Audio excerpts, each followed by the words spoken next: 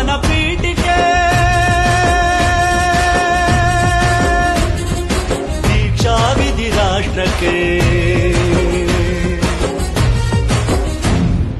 ಭಾರತದ ಪ್ರಜೆಗಳಾದ ನಾವು ಭಾರತದ ಪ್ರಜೆಗಳಾದ ನಾವು ಭಾರತವನ್ನು ಒಂದು ಸಾರ್ವಭೌಮ ಸಮಾಜವಾದಿ ಭಾರತವನ್ನು ಒಂದು ಜಾತ್ಯತೀತ ಪ್ರಜಾಸತ್ತಾತ್ಮಕ ಗಣರಾಜ್ಯವನ್ನಾಗಿ ರೂಪಿಸುವುದಕ್ಕಾಗಿ ಭಾರತೀಯರೆಲ್ಲರಿಗೂ ಸಾಮಾಜಿಕ ಆರ್ಥಿಕ ಮತ್ತು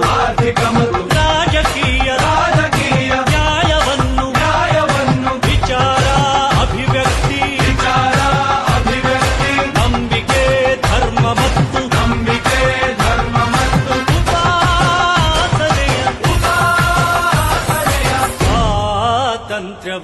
ಸ್ವಾತಂತ್ರ್ಯವನ್ನು ಸ್ಥಾನಮಾನ ಮತ್ತು ಅವಕಾಶಗಳ ಸಮತೆ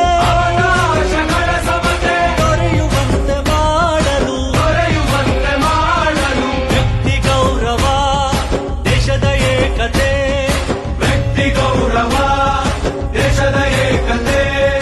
ಸಮಗ್ರತೆಗಾಗಿ ಎಲ್ಲರಲ್ಲಿ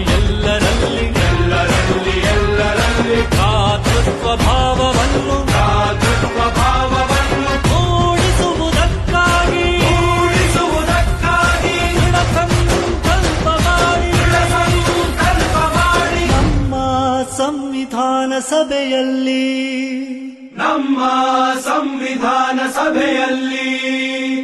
1949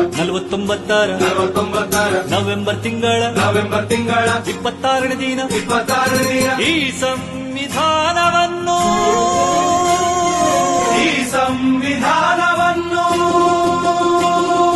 ನಮಗೆ ನಾವೇ ಅರ್ಪಿಸಿಕೊಂಡು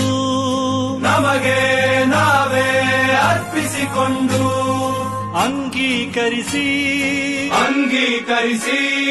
ಶಾಸನವಾಗಿ